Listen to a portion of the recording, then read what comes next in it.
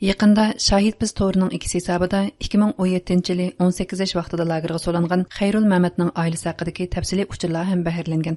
Bu uchurga qaraganda Xayrul Mamatning bovisi Abdurazaq Osman 74 yosh bo'lib, 2017-yili 10 yillik kesib etilgan. Dadasi Mamat Tursun Abdurazaqqa 2017-yili jazoiy hukm qilingan. 2018-yili turmada qazo qilgan. Şahid biz to'ridagi ma'lumotlarga asoslanganda Xayrul Mamat o'quvchi bo'lib, turishliq adresi Qashqar Konşernaye, Buloqsuv yezisi 5-kent ekan. 2022-yil oshkora bo'lgan Shinjang soqchi hujjatlarida Qashqar Koni shahar noyasidagi tutqunlarning ahvoli xotirlangan bo'lib, mazkur arxivda Xayrul Mamatning oilasi haqidagi uchurlarni yer olgan. Boshqa ma'lumotlardami bir jamoatdagi yashinib qolgan buvay, mo'may va ota-onalarning hammasi degidek turma lagerlarga so'langan. O'qish yashidagi bolalarning cho'ngroqlari lagerga, kichiklari atalmish yotoqliq maktab, ya'ni bolalar lagerlariga elib ketilgan ahvollarmi bor edi. Tutulib ketgan Uyg'urlarga oid uchurlarni to'plab, xalqaraga oshkorlab kelayotgan mustaqil tadqiqotchi Abduvali Ayub apandi radiomizga so'z qilib, yuqorida deyilgan jamoat bo'yicha tutulib ketgan ahvollarning 2020-yil fevralda xalqaraga oshkorlangan Qaraqash hujjatlaridami uchraydiganligini bildirdi. Qaraqash hujjatlarida ma'lum bo'lishicha, Mamtimin Qarim degan kishi Qaraqash noyasidan bu Mamtimin Qarimning shu 85 yosh vaqtida 2017-yil tutilib ekan. 9-ay atrofida. Bu kishiningki Ablat Mamtimin degan o'g'li, ondan nevarlarmi tutilib ekan. Muhaciratda yashayotgan Uyg'urlarning radiomizga bergan uchurlariga qaraganda, Xitoy doiralari tarafidan yo'qolang bahona sabablar bilan bir oiladan necha avlod tang tutilib ketilgan ahvollarmi xeli ko'p ekan. Turkiyada yashayotgan Yalqin Uluyol apandining radiomizga bildirishicha, 2017-yildan buyon uning dadasi va taqillari bo'lib, Qumul Qaradöv yezisidagi 30 dan ortiq urug' tuqqanlari tutilgan. Bizning oiladan ilgari kim bo'lib 30 ga yaqin insonning tutilib, ba'zilarining qo'yib berilib, ba'zilarining lagerlarga yo'tkazilib, ba'zilarining majbur emgak zavodlarda ishlayotganligi xabarini u yerdan oldim. Bularning ichida mening dadam bor. Dadam 2018-yilda tutilib, bir mazgil Qumulda tutilish o'rnida turgandan keyin 16 yil qamoq jazosiga hukm qilinganligini angladim. Undan so'ng dadamning qarindishi Ahmad Yaqub taqamning bu umrlik qamoq jazosiga hukm qilinganligini angladim. Taqam 2017-yili soqchilar bilan bir choy ichib kelay degan gaplarla ketgan, shuning bilan izdirik yo'q. Keyin muddatsiz qamoq jazosiga uchirganligini uqdik. Undan keyin yana taqam Yaqub Sharulba 70 yoshdan oshdi, salomatlik ahvoli yaxshi emas. Doktorxonada davolanib turayotgan yeridan 2018-yilning oxiri elib ketilgan. Hem onun 15 yıllık qamoq jazosiga hukm qilinganligini angladim. Undan sirt Navri akam Yaqub Sharulning cho'ng o'g'li Iskandar Yaqubning bu Palash altida qaytadan turmga akirib ketganligini angladim. 2017-yilda bir tutilib ketib, undan keyin jiddiy qutqarishga olib, og'ir kasalchan bo'lib Palash holatida ekanligini ko'rgan edik. Uning shu mey parasida turgan rasmini ko'rgan. Keyin shu chaqni qo'rindiq bilan birga qaytadan akirib 15 yil kesayotganligini angladim.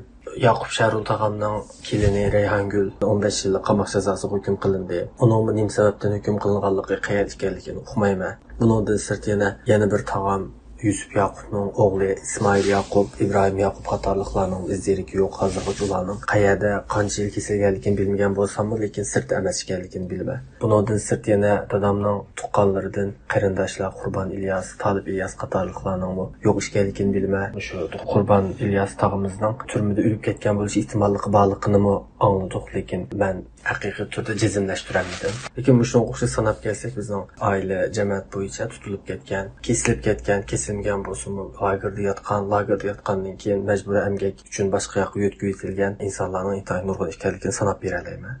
Yalqin Uluyol apandi yana Xitoy hukumatining intayin bema'ni sabablar bilan Uyg'urlarni tutqun qilganligini, tutqunga norozilik bildirgan oila a'zolarini jimiqtirish uchun jamoat bo'yicha tutqun qilganligini ta'kidladi. Bizning jamoat, bizning mahalladagi, bizning yezidagi, hatto shu Qumul rayonidagi eng keng ko'lamda tutqun qilingan, bostirilgan bir jamoat hisoblanadi.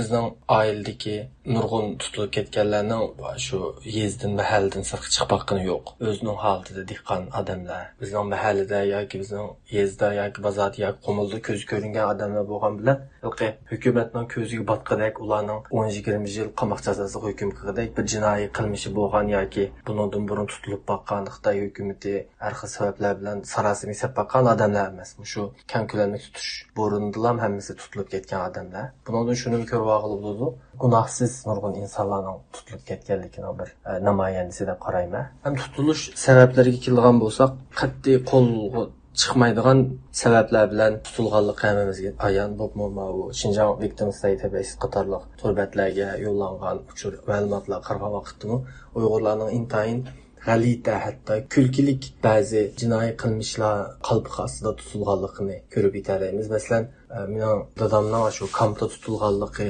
xabarini olgan vaqtimda, uning urug' tuqqanlari sirti bo'lganligi uchun ishongil bo'lmaydigan shaxs deb tutib turilganligini anglagan edim. Hem bu yerda Xitoyning shu bostirishda vositalanmaydigan bir niyatini ko'rib olgan bo'ladi.